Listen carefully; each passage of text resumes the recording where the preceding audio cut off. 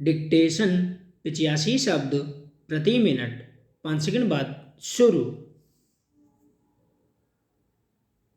शुरू संकट से उबरने में लगी अर्थव्यवस्था को गति देने की दिशा में कदम बढ़ाते हुए रिजर्व बैंक ने मौद्रिक नीति में संतुलित रुख अपनाते हुए इस बार भी नीतिगत दरों में कोई बदलाव करने से परहेज किया।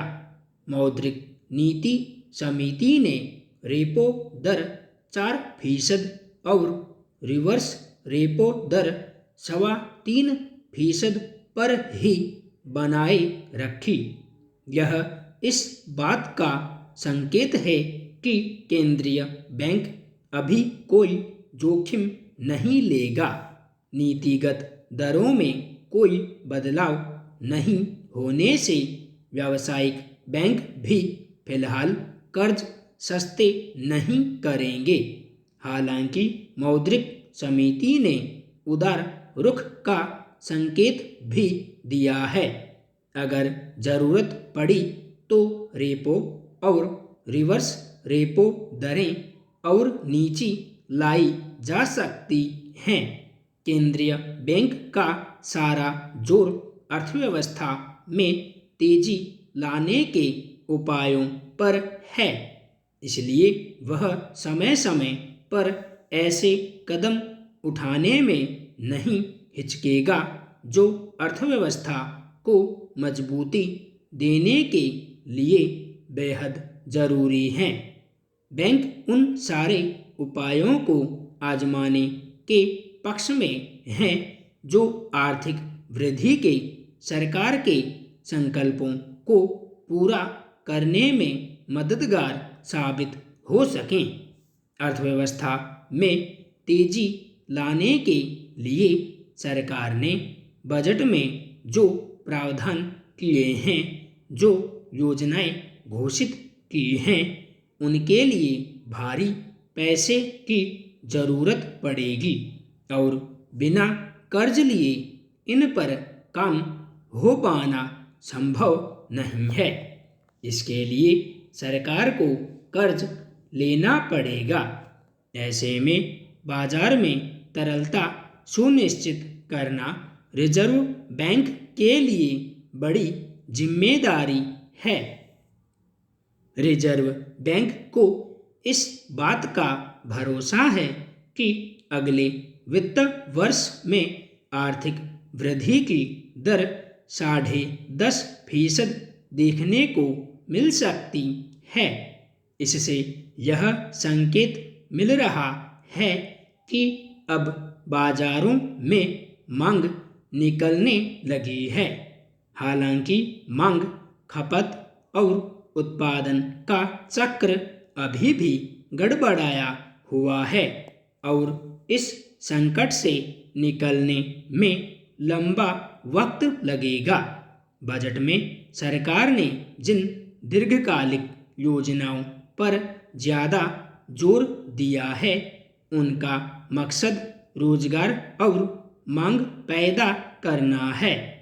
कृषि क्षेत्र में अच्छी विकास दर और संभावनाओं का अनुमान पहले से लगाया जाता रहा है। अब भी माना जा रहा कि कृषि क्षेत्र में संभावनाएं बेहतर हैं और ग्रामीण मांग में मजबूती आएगी। चूँकि देश अब कोरोना के संकट से काफ़ी हद तक बाहर आ चुका है और टीकाकरण अभियान से उपभोक्ताओं का भरोसा फिर से लौटा है। ऐसे में शहरी मांग भी बढ़ेगी, पर इसके लिए जरूरी है कि लोगों के हाथ में पैसा आए। इसलिए रोजगार बढ़ाने वाली योजनाओं को प्राथमिकता देना जरूरी है। केंद्रीय बैंक की बड़ी चुनौतियों में से एक बैंकिंग क्षेत्र को मजबूत बनाने की भी है। जब व्यावसायिक बैंक मजबूत होंगे तभी कर्ज बाजार जोर पकड़ पाएगा। अभी बैंक एनपीए की समस्या से जूझ रहे हैं। इससे निपटने के लिए सरकार ने बजट में बैड बैंक का प्रस्ताव रखा है। यह बैंक एनपीए संपत्तियों का निपटान करने के लिए बनाया जाना है। अगर इन प्रयासों से बैंकों को एनपीए की समस्या से उबार लिया जाता है तो यह बड़ी उपलब्धि होगी।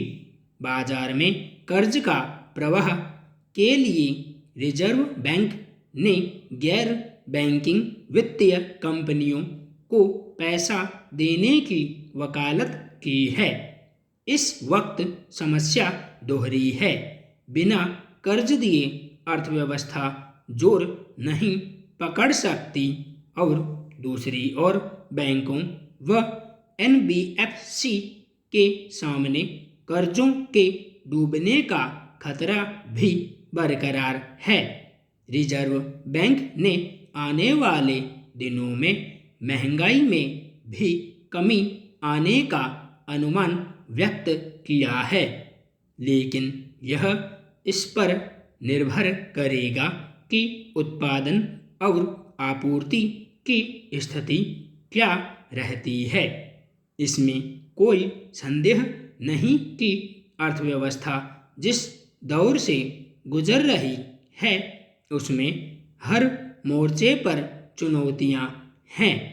ऐसे में केंद्रीय बैंक से सकारात्मक रुख और संतुलित फैसलों की अपेक्षा रहती है।